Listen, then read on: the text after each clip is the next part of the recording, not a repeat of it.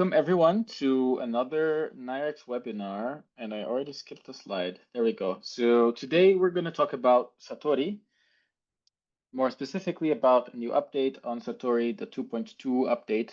And we have today Michael Lewis, which I will introduce in just a little bit. I will be your moderator. My name is Gio. I am the team lead of the support team here at NIRx GmbH. I'm joined by my dear colleague Kami. Kami is doing all the magic behind the scenes to make these webinars happen. So thank you, Kami. Thanks a lot for all your efforts. In case you live under a rock and you don't know about us, we are NIRx. We pride ourselves in supplying researchers with top quality fNIRS devices. So our focus is on ensuring that everyone has the best possible data quality and that they can achieve the best possible results. So we pride ourselves in providing support to ensure that people are up to speed with the latest and greatest information and latest and greatest tips and tricks to make sure you have the best fNIRS possible. And these are just some pictures of our team, hopefully from more recent events. So you might have seen us at one of these conferences. You can connect with us in different ways. Of course, if you have social media, we have basically all the platforms, and we also have a website. But in case you do not have a social media like me, and you still want to keep up to date, the best way to do so is by subscribing to our newsletter. So basically, you will get one email every 3 or 4 months with updates, upcoming workshops, webinars, and so on. So very nice to follow, and we will also not spam you, which is also nice. Considerations: you are muted. If you have questions, they are welcome at any time. Usually we have a Q&A session at the end. Today we might have a Q&A session in the middle if that fits. You can use the Zoom chat to ask your questions if they are spontaneously happening during the webinar. If you would like to keep your question and say it out loud once the webinar ends and once we open up for questions, you are also welcome to do so. Further questions, let's say tonight you're having your midnight tea and you were like, oh, God damn it, I forgot to ask my question. You can always ask your questions by emailing us at consulting@NIRx or support@NIRx. We are always welcome. We're always happy to get your questions. And without further ado, I would like to introduce Michael Lewis. Michael wrote a very, very concise and humble introduction, but I could talk for a few minutes about him, but I'll keep it short. Michael is currently a researcher at the Department of Cognitive Neuroscience in the Faculty of Psychology and Neuroscience at Maastricht University, and is also the main developer and the mind behind Satori, so the software that we all know and love. So he's doing both of these things at the same time, and he is the one holding Satori and answering the questions when they get very, very complicated. So Michael today is going to talk to us about Satori 2.2. So without taking any more time from him, Michael, floor is yours. I will stop my sharing. Thank you very much, Gio. Thanks for the nice introduction. Thanks, Kami, for the great organization, as usual. So let me share. Really trying to stop my sharing. So no worries. So after quite some time, we're very proud and happy to present to you Satori 2.2. And in this webinar, we want to basically present you with the features that are new, the improvements, and also the bug fixes that we have made for this minor update. Most importantly, a lot of the features and tools that are included are based on feedback from you. So this is very important to us to mention, that we can only improve the software if we know that certain things are needed or are wished by you or needed for your research.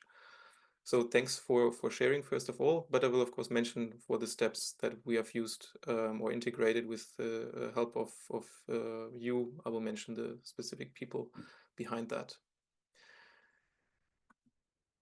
Satori 2.2 is one of the releases in the chain which is focusing on usability of Satori with a lot of different designs and workflows that you shared with us. So in the previous version of Satori 2.0, we mainly integrated the Python and featured more on general aspects. Here, we will now introduce you a lot of features that are really in the sense of the daily use with the software. For those of you who haven't seen Satori, I think this is not too many, but that you don't have to watch all the webinars, I will give a short introduction how Satori's look and feel is, but then I will mainly introduce the new features while using Satori during the rest of the presentation.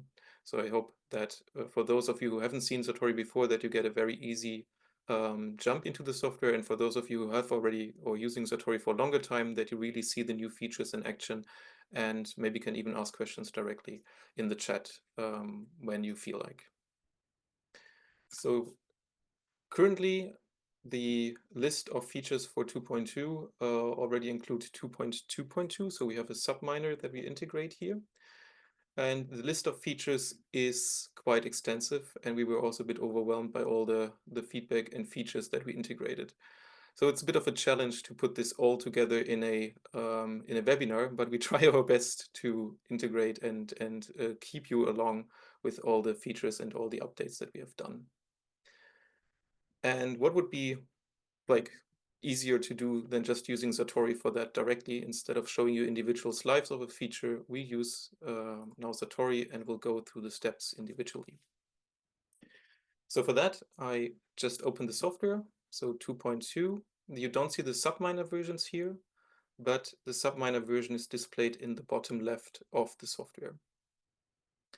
So when you run it for the first time, you always have to accept the respective information here, but then we can already open the previous data set. And I have one data set that I would like to start with. It's part of our exercises that we provide with the Satori educational version, but it's a nice way to start with the first features that we want to show. So in Satori, you have multiple views, as you all know. We have the selected channel that I just clicked. We have the event-related averaging, which is currently empty. We have the 3D view, and we have the 2D view. And the 2D view is very similar to the channel view that we see here. It's just showing you the source and detector and the respective position. But as you can see, if you hover above a certain item, it's also hovered in this view. And the same is true for the 3D view. If you hover here, you see it. And if you select, you can also see the link here. So you can use these tools very easily and very combined to select the different items. If you have trouble seeing certain items, for example, in this view, you see that we have crossings of channels, but you can't see them here because they're the exact same position. You can use the layout view, uncheck it, and then you can see just by source and detector numbering, which you can see here. You can basically see the channels sorted in a different way. And it also nicely helps you to visualize the short channels. That might be a bit of challenging to see in this view, depending on how many you have. But you can easily switch between these views back and forth. So let's start with some new features. And one of the things that I would like to add here is our events. So we go to the event manager. You can right click here in this view and click on event manager, or you go to tools and analysis, event manager. And then we load our information. If you have triggered your data, you would see the events already popping up here. If you don't have triggers, you can use a file called PRT file or protocol file. And this includes all the information of the specific events that Satori should include in the data. So here we have two conditions. And one of the things that changed in 2.2 compared to the previous one is that the Add to Data Plotter button is gone and it's replaced by a Tools button. This Tools button is now including the same features in the top part as you know from the Workflow Manager.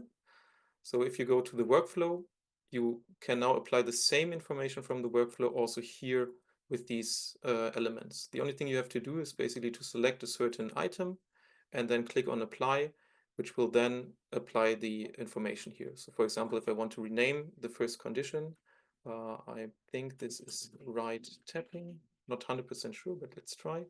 I click apply, you can see that this is applied here. And the same is true for all the different items that you can use.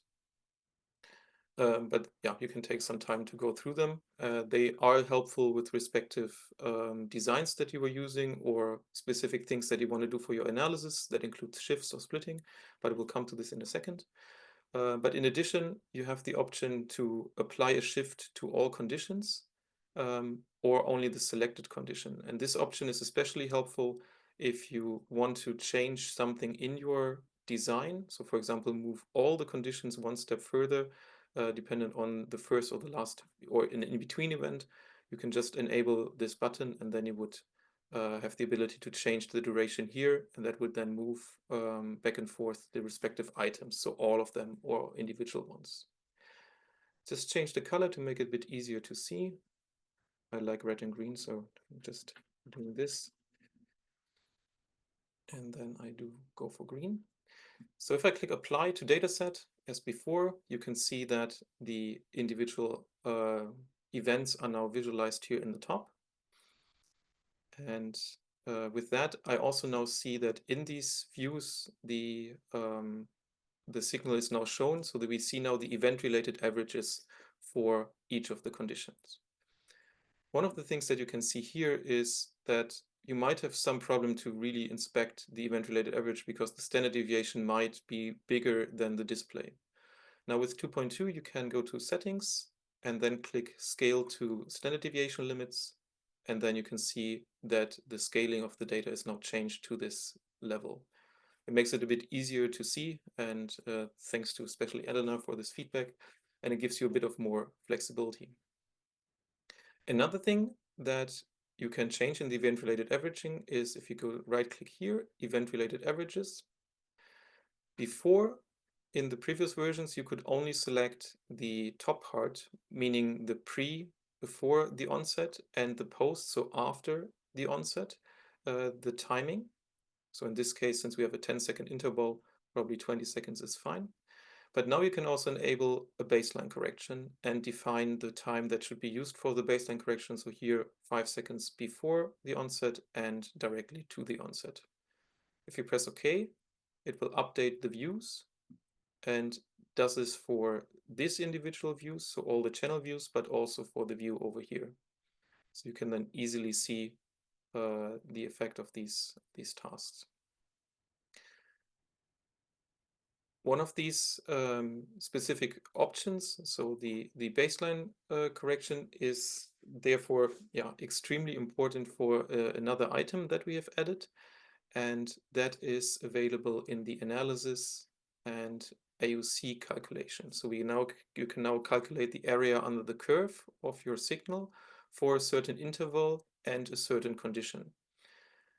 To do this, we first apply some pre-processing. So I've done this already on a dataset, but I just redo it here. So you go to fNIRS data pre-processing. As you can see, I always go right-click and use this item here.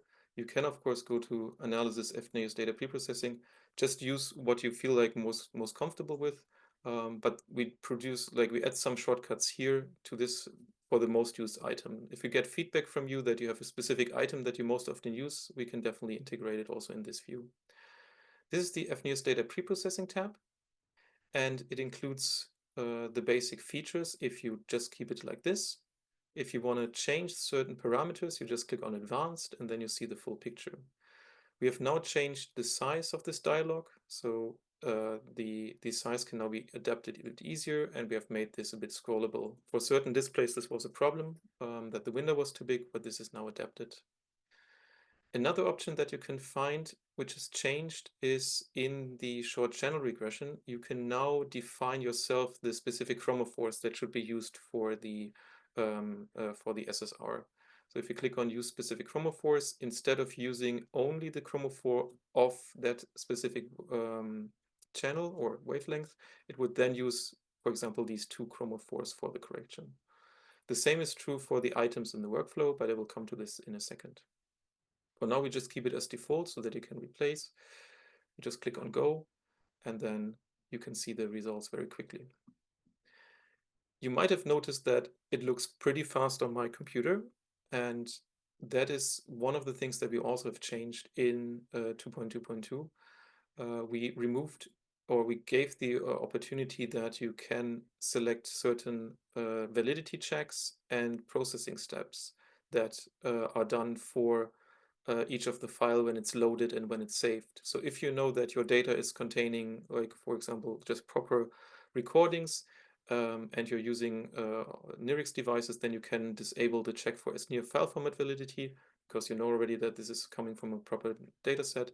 And if there's no, if the data has a good quality or good standard, then you can also remove the check for nans or infinite values.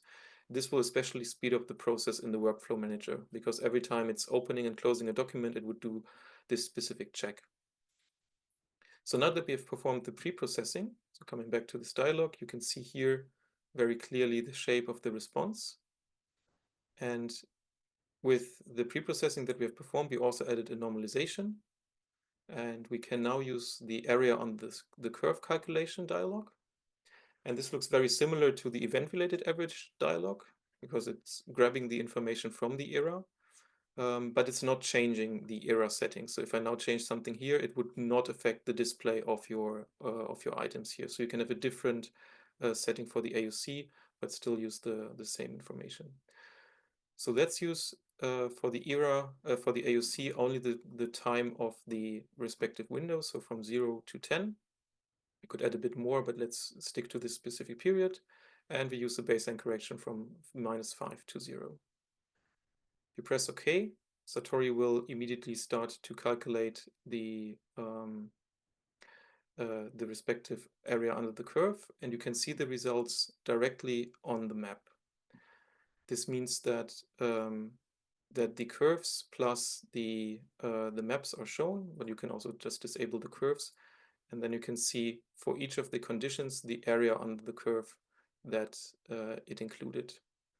This is a completely data-driven approach, so there's no modeling involved. The only thing that the AUC knows is the onset and the duration of the task. The duration is the same for all of the events. But this is also one of the ideas to add more of these data-driven features into Satori. And for this, this feature was mainly requested by Andrew Kozel and Jared Fitzpatrick from the colleagues of Florida State University. So thank you very much for your suggestions and for your input. And they also found another, like, a lot of nice inclusions and bug reports for the workflow manager. So thanks for all this feedback.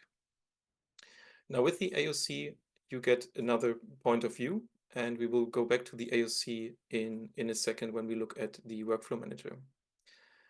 Another thing that that is possible is, instead of looking at the AUC, we could, for example, look at the data itself in a different form, meaning that we can go to the event manager and extract information from each of these moments, for example. So you have maybe saw some more options in the list of event tools. So this is also something that we have added in 2.2, that you, for example, now have an option to split a condition into several individual predictors. And let's do this for this data set. So we have a 10-second interval, so I just split it into 10 predictors. For that, I start with the second condition, left tapping, and I click apply. So you can see that this condition is split into multiple events. And I want to do the same for the first. So I click on here on first and apply. And you can see that it's then applying this, this naming with the percentage of the run, and is creating individual parts. They are colored with a bit of a shading so that you can also see the difference when you look at the bar graphs later on. So if you click apply to dataset, it will be added here. Now you can see that event-related averages become a bit more challenging to look at. And that's of course clear because we now have overlapping conditions. They are just timely a bit spread, so the event-related average will have an overlapping view here. But one more option that was added is a feature in the GLM. So shortly save this.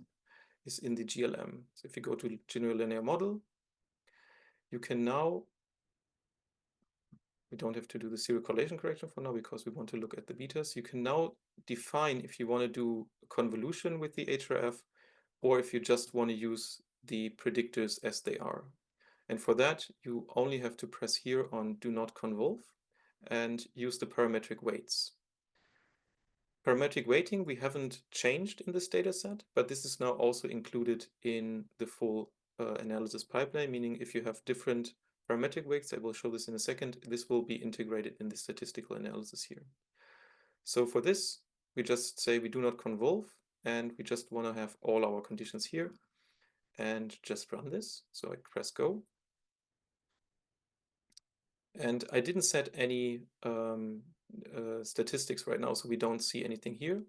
But in Satori, we have these overlay channel maps dialog that always pops up when we do statistics. This was the previous one of the AOC, but now I can load the one that we just created, which is called _beta map. A beta is basically giving us information about the amplitude of a predictor in our design. And the update in 2.2 now allows to visualize multiple of these bar graphs in one of the views. And what you can now nicely see is that we have a certain trend or definition in our conditions. So it models for each of the time intervals the setting. So it's a finite impulse response that we now get. And you can see this nicely in the plots over here. So for example, here we have a curve where the red one is on top compared to this one where the green one is on top. And you can also nicely see this in this model here. The main difference to the GLM approach with the 2-gamma function is that we only consider here the timing of that event, but we don't consider the hemodynamic convolution, so not the hemodynamic response function. So this allows you to model the respective hemodynamic response and give you a bit more freedom if you don't know how exactly the brain would behave for a certain stimulus. And this is for social interaction paradigms, of course, very interesting. For motor paradigms that we're using here, it's more or less giving you the expected results. So if I run the same with the standard paradigm, so if I go back to Event Manager, and I can load, of course, my previous protocol and apply this to the data again. If I then run a standard GLM with the standard parameters, so the two conditions, and I'll just do this, turn this off to make it a bit quicker. And now I have the 2-gamma href. You will see that you get, instead of these bars, you get the convolved href with the respective task. And this will include now the predicted signal because we know already what we were aiming for. So this is basically giving you a certain model fit. But all of these methods have their validity, and from your specific research question, you can decide which one fits best to your ideas. Finishing this part is basically the parametric weighting, which I shortly mentioned. This can be, for example, used if you have certain hypothesis, or for if you repeat a certain stimulus for multiple events, if you have basically a decrease in the amplitude of a certain stimuli. So here you could, for example, go for difference, so 0.8, 0.6, 0.4, 0.2, 0.2. And what you can see now is that Satori is directly showing you the parametric weighting in the plots here. But if I click apply, Satori also now presents this in the view over here. So you get now the amplitude of what you have defined in your protocol. And this also means if you now run a GLM with this specific setting in mind, it will now try to fit the model that it includes this decrease in the curve. And this you can now nicely see for this paradigm where we added this decrease. You can see that it tries to model this in the design. So for certain, but here of course the error is bigger than without the trend, which is expected because the participants were asked to do the task in the same way. But you can now just add this and see if this specific hypothesis is met with your design. Okay, this was already a lot, but only the first third of the task. I would now continue with the workflow if there are no further questions. Michael, maybe one question that is Yes. more pertinent to be asked right now as it pertains to this theme is on the chat by Deborah. Deborah is asking, can we analyze when the task varies on the duration? Which to Can you me, repeat it? Sorry.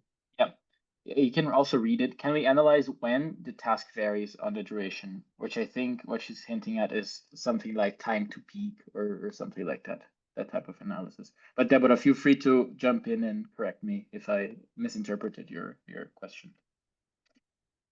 Yeah, I think that's it sounds like the right thing. So if we load this specific file, so the CMP file, you can see that you have for each of these events an individual predictor.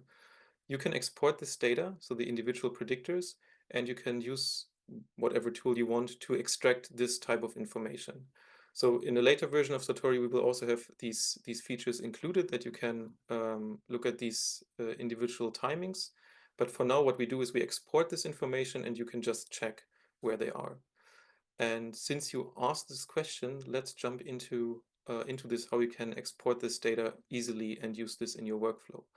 For this, we open maybe the Getting Started Guide material. So the Getting Started Guide you can find here in Help, Getting Started.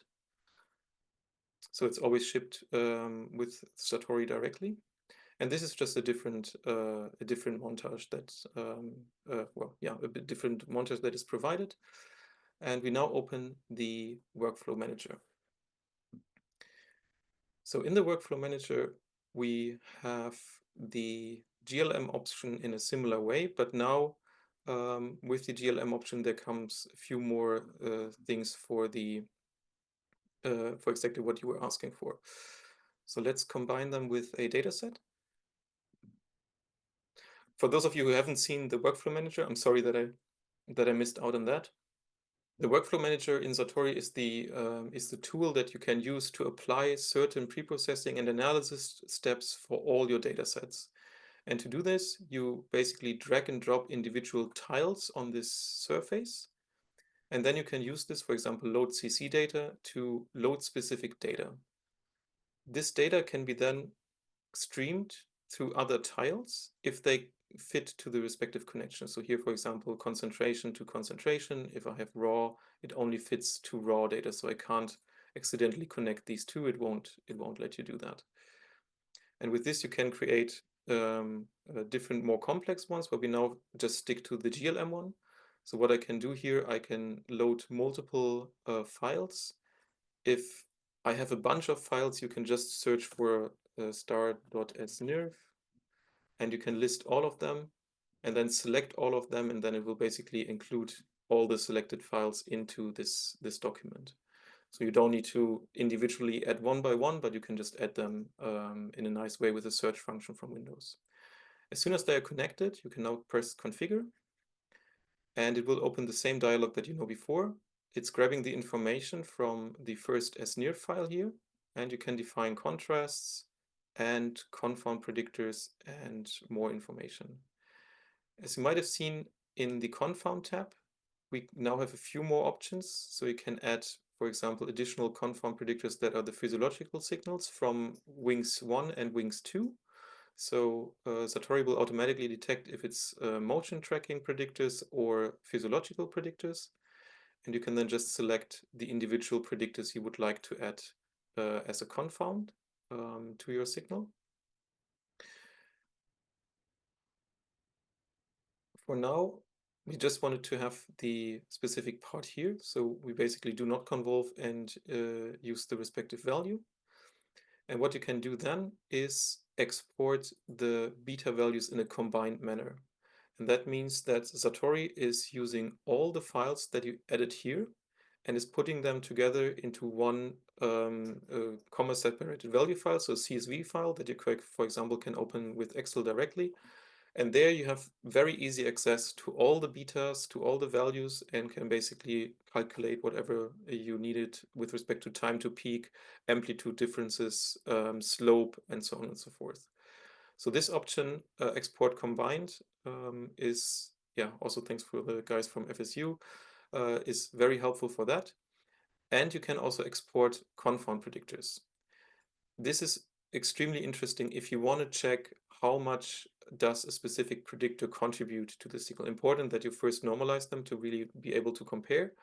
But this can also export the confound predictors, and you can export them into a specific directory. So the GLM stats can be now placed into a complete different folder compared to before, to make it a bit more flexible. What I forgot to mention in the previous part is that next to the ordinary least squares approach, which was default in 2.0 and before, you now also have robust regression as an option. So it basically tries to reduce the amount of outliers in the residuals that you get from your GLM.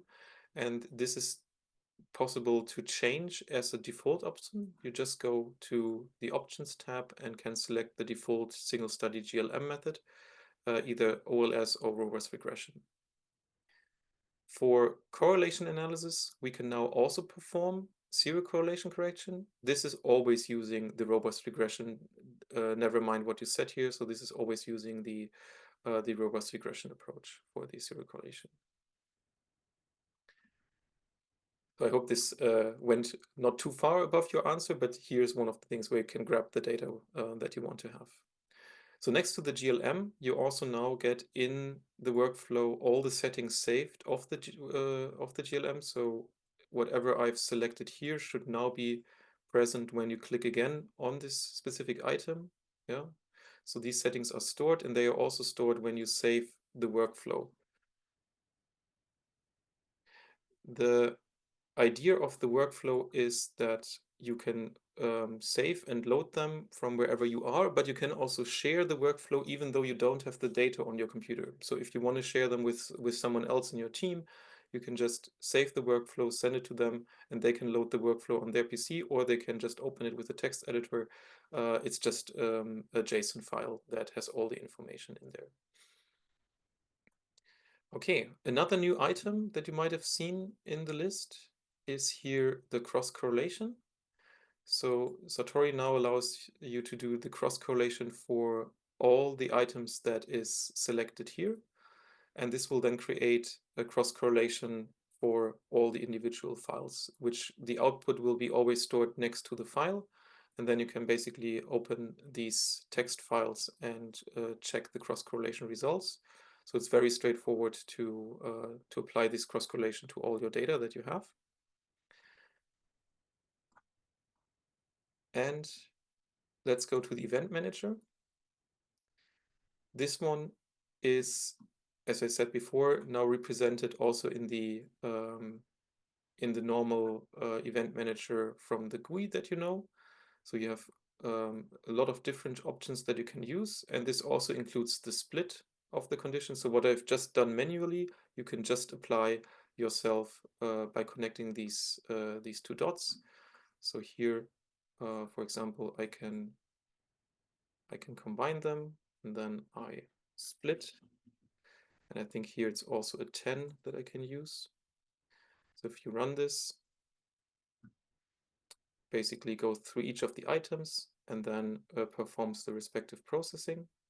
So let's go into Satori and open the last one that is created, which we created, I think, in this folder here. The split, exactly. So this is created here.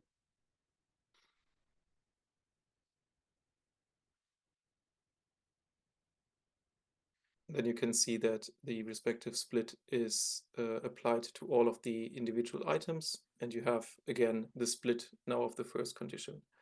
And with this, you can add multiple items together. So here I just have one event manager, but I can, of course, add another event manager next to this. And this is then using the information of this item. So it's processing based on what was changed here. And I can connect this one to this part. So with this, I could, for example, split condition number 2 here, split condition number 1 here, and then get the same effect that I had before in the GUI mode. And this is allowing you to combine these events. It depends on your design, of course, what you have, but sometimes it's just dealing with very straightforward problems with duration of a condition is not correct, parametric weighting is not correct, and this is probably the same for all your SNIRS files in this current study. So you have a bunch of different options that you can apply. If something is missing, please don't hesitate to reach out. These things are very suitable for subminor releases in Satori, but we need to know what you need for a certain feature in these items. Okay, let's remove these parts again and just see if we have a few more items that we can add. So the next one is just in general, the exporting of the files, what you have seen, but also here the AOC has now its own item. So we're trying to make the GUI and the workflow as close as possible. So if you want to export your area under the curve values for all data sets that you have, just add them here and connect them to the AOC. You can also now export them combined, meaning that you get one CSV file with all the AOC values for the respective tasks. And with this, you have the exported data and can continue with your analysis in the type of way that you want to do. Our colleague Armin is providing a lot of material how to continue after the exporting of this data and using different tools or different methods. So yeah, on the knowledge base within NIRx, they will be available in the future as well, but always don't hesitate to reach out if there's any specific question that you have of a analysis method. Okay, I think we touched some of the aspects. One of them I haven't mentioned, and that is the load of multiple events. This option you don't have in the single GUI mode, because this is a specific feature that also was nicely pointed out by FSU. So in the case that for each of your data set, you have a different timing, which is not triggered in your data, and you want to provide this to Satori, you can basically here select different protocol files. So here, for example, I had this in this exercise, different protocol files, and Satori will automatically try to connect to link the protocol file with the file name that is provided here in the data. So you would have first to rename the files that they match to the file name of the protocol, and then Satori finds the link and is loading the events from that specific protocol. So with that, you can now very easily script to create a PRT. We have some Python tools within BV Babel where we can easily create protocol files, .prt files, and modify them so that it's easy for you to create all of them in this view. And the last one that came in this version is that you can load the channel mask, if I'm not, yes, the channel mask.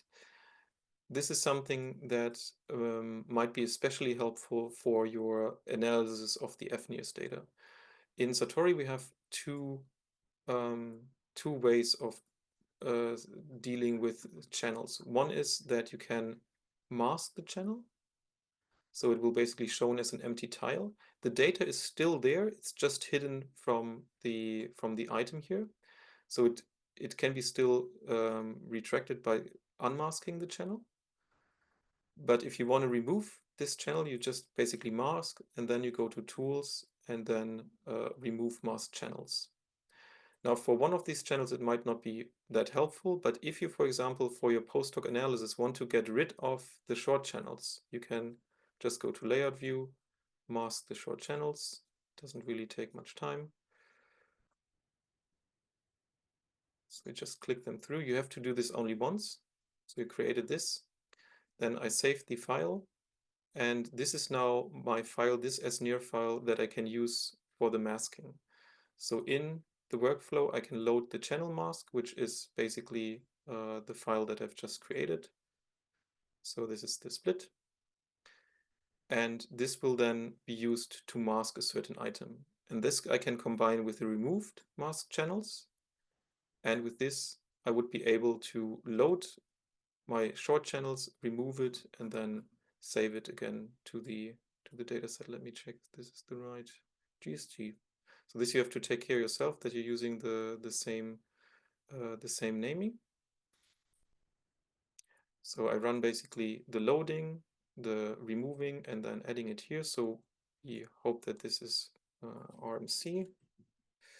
So we just run, or I can choose a different directory. It's maybe a bit easier. So I set it here.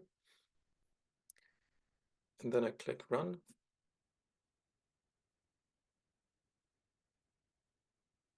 And then it will create a new data set that has this specific channel removed. And it's hopefully here in this data set here. And there you can see we removed the short channels very, very quickly. So after you've done your pre-processing, this would be another potential flow. So you just save the flow as remove channels, remove mask channels, and you're good to go. So you can just run individual workflows after each other, one for the pre-processing, one for masking, one for event managing, and so on, and then one for the analysis of the exported data. And with that, you have very nice opportunities to look at the data individually and split them nicely into individual pieces. Okay, this was the workflow. We go ahead with some other parts. Are there any questions right now? Most of the questions we have are not related to the workflow, so maybe you finish and then we can move to the questions. Awesome. Then let's go to some more features that are individual to Satori. So we open another data set, which is some example data that I can open here. We have some new options that are present in the 3D view tools. And for that, I show you the 3D window in a second. This is a montage from our study called MULPA, so Multiple Paradigm Study, which a PhD student, João Pereira, who's also joining this webinar, is mainly working on. And within that study, we have a whole head design, which we can nicely use here to show also the effect of the next tools. So if you go to Tools, 3D View Tools, you have a few more options that were included in Satori 2.2. And one of them being the parameters that you can now change for the light intensity, distance, and the interpolation steps. And to show this, you just press on Show Light, and that will now generate the full lighting pattern for all of the channels in one respective color. So that you can see, okay, this is the distribution, and you can now change the different parameters that Satori is using by default. So here, for example, you can choose the light intensity, so I reduce it a bit. And what you can see then is that the light itself is only presented on the respective parts where it's hitting the surface. But you can also decrease the distance, meaning the distance of the individual banana shape to the surface that it would reach. So this is quite conservative, and you can see that it removes quite a lot. So the light intensity will give you a nice way to be precise on these banana shapes that we have integrated in Satori. And the light distance is basically from these shapes, how far could the light potentially have traveled in that directions. So these parameters you can change and adapt depending on how you want to present them. In the future, one of the future versions, which we're currently working on, is sensitivity profiles that you can use from Satori directly, so that you have a nice representation of the fNIRS sensitivity maps directly within Satori. If you visit us at the HBM next week, we can also show you already the implementations and how it looks like in Satori. Then next to this, we have the options that you've seen before. So we have the MNI coordinates, but what is now new is that in Satori, you will also get in the bottom a bit more information about the coordinate where you just clicked. So for example, if I click on a certain channel and I just do a seed-based correlation, just to get rid of a bit of this this patterns here, I can basically select that specific region and then look directly into, let me close this one, look directly here into the definitions. So now Satori will try to estimate the Broadman area and the tal coordinate that is used on this specific item that you selected here. So this is always changing with the cross. You can use this, of course, in combination with other tools like the Brain Tutor. So just help Brain Tutor and click Start. And then you will get a bit of an overview of different of the brain. So it tells you more about the structure of the brain, but you can also use this very nicely to figure out more details about a certain brain region. And this will let you know also the Tailor coordinates. So if you press on a certain part, you will also see the respective part that you have used here.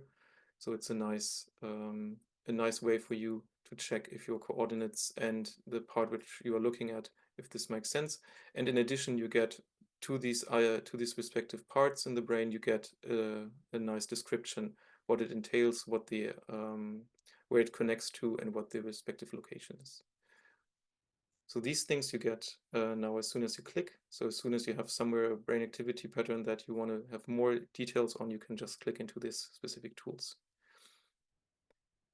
And the last thing that I would like to show before we are done with 2.2 is that you can now load and save also in the Surface tools surface maps. And these surface maps are basically a preparation for the future that we are wanting to go, which is more into the world of HD dot. So everything that you see here within Satori is a display of vertex information on a surface, which is stored in a .srf file. And this can now be loaded just directly in Satori. So you can compare, for example, with fMRI data directly in Satori by loading the surface map. But you can also load a different surface. So this is our standard brain that we have added, but you can load whatever type of brain as long as it's in the form of a .srf file, a .surface file. But we can give you more details on how to combine these different things. But this gives you some more flexibility to also load and save these maps and combine them later on with different outputs that you want to integrate. This was a lot. I thank you, first of all, that you stayed so long. But for anything that we didn't touch, or if anything is unclear also after the webinar, as Gio said, then it's maybe a good idea to reach out to Gio and the team of NIRx. And maybe, Gio, you want to shortly take over one of the things that is the easiest way to reach you for support? Yep. I can take over. Thanks, Michael. Thank you so much for the call. So that one email, support@nirx.net, that's how you most easily get support. So shoot your questions there. If they're already not addressed, we will be happy to take care of them and to send them over to Michael just in case we can't answer them. Very nice. So we have quite a few questions and not a lot of time. So please, if your question was not answered, don't worry. We will collect all the questions from the chat and write you a follow-up email. Do not worry about it. So I'm gonna try to first address the ones that are here in the chat, more in real time. And if I'm reading your question and you wanna speak up and unmute, you're very, very welcome to do so. So the first question, maybe a fire round, very yes or no questions from Sagar. Can we do functional connectivity in Satori 2.2? Thank you. Yeah, so 2.2 does not include many more items except for the cross correlation that you can now do in the workflow.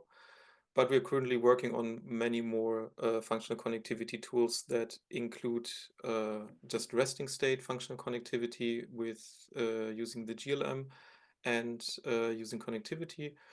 And in addition, also connectivity measures using ICA. These are currently work in progress, and we try to make them available as soon as possible so that we can also introduce these. If you have a specific article that you would like to, basically to just use this specific method of, it's always nice if you could share this with us, that we also know, okay, what is the research that you want to do with the software. But this is what we're currently working on, so we hope that this will become available in one of the next follow-up versions of Satori. Mm-hmm. If you allow one comment from me, it does all the difficult part of functional connectivity, which is properly pre-processing your data, and the beautiful part or the visual part is, I think, what's missing. But you're free to calculate correlation maps in Excel if you want. It does the difficult part of, short channel regression and motion correction and all that jazz. Yeah, thanks. Cool. That's also maybe something that I didn't put in too much, but exactly what you just said, we have improved a lot also the export of data. So dependent on what you want to use as an input for your connectivity, you can export the data now much easier in Satori. This also includes the event-related averaging data and the selected channel data and so on. So with that, you are very easy able to calculate also with the pre-processed data that Satori provides to you the respective measures that you want. But yeah, we have the connectivity, the general measures we have that we export, but we are working on more stuff. Sorry. Beautiful. Thanks, Michel. No, don't. It's your webinar. Okay. Skip a little bit. Can we calculate the GLM for certain regions of interest? ROIs. That's from Ingo Hemnich. Oh, I remember that email, Ingo. Sorry for the delay. Let me answer this now. So with the opportunity to remove certain items, you can create your region of interest by removing channels from the whole data set. So you can create your own region of interest with individual channels. If you would like to average the channels within that specific region, that is something that we were currently working on. But we want to be sure that all the degrees of freedom and the calculations are right. So the averaging of channels is currently work in progress, but that's definitely on the list of features to come sooner than later. Beautiful. Thank you so much, Michael. Then moving on from Alna. Is there a connection between the beta correlation values displayed during GLM processing and the beta values appearing in the resulting data set? So I think it's about the difference between the betas that you use for short channel regression, for example, versus the betas that you get from the statistics GLM, the one that you run for task-based GLM.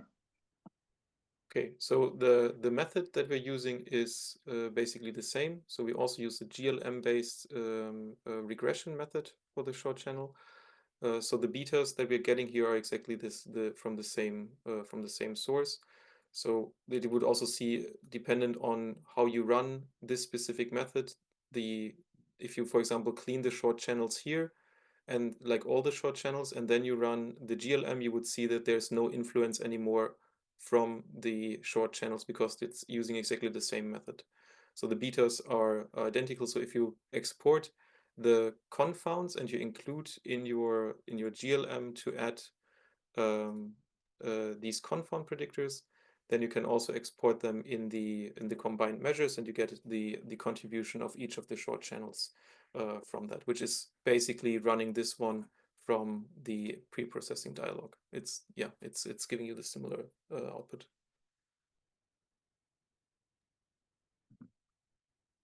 Okay. They say thank you. Okay, so we have one last question in the Zoom chat, but the person who asked the question is telling us not to worry because there's no time. So maybe we can close with one of the questions that was asked beforehand, but I will need a moment to read up on it. Okay, I have a soft one. Maybe a nice one. Someone is asking, what is the most exciting new feature? Well, I'm not I sure guess if this is it's, very personal to you, but yeah, I think I'm not sure if it's exciting, but it's definitely worth mentioning. So we also played a bit around with different color map and representations. So you can now change also the color maps for the respective statistics that you're having. So yeah, some of the colors are quite exciting. The default, as you all know, is the Satori color map, but yeah, dependent on how you like to see you and look at your brain, it gives you different opportunities.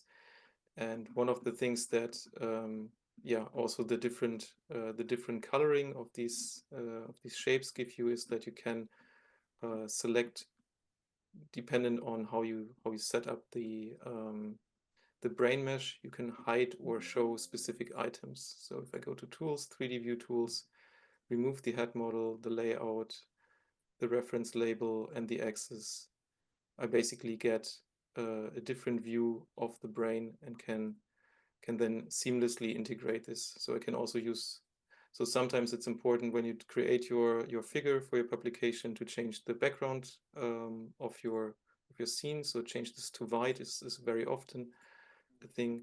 So you nicely can do this now, and this also gives you then a much easier view of the respective statistics and the respective maps. So dependent on your task, you have an easier time to visualize the presence of the data. So this is quite exciting. But from the other aspect of the of all the features that we have integrated, it's really the mix of all these things that now combine in Satori, that you can add individual pieces and create new analysis pipelines that were not possible before. And this is quite exciting, which we are also very happy from you guys to hear what you will use it for and how you will basically combine these certain procedures. And like Ingo was asking, with the respective region of interest, if you now mask these channels and then you get betas at the end, you just maybe stay with 5 channels, you just average the betas and you can continue with your analysis externally.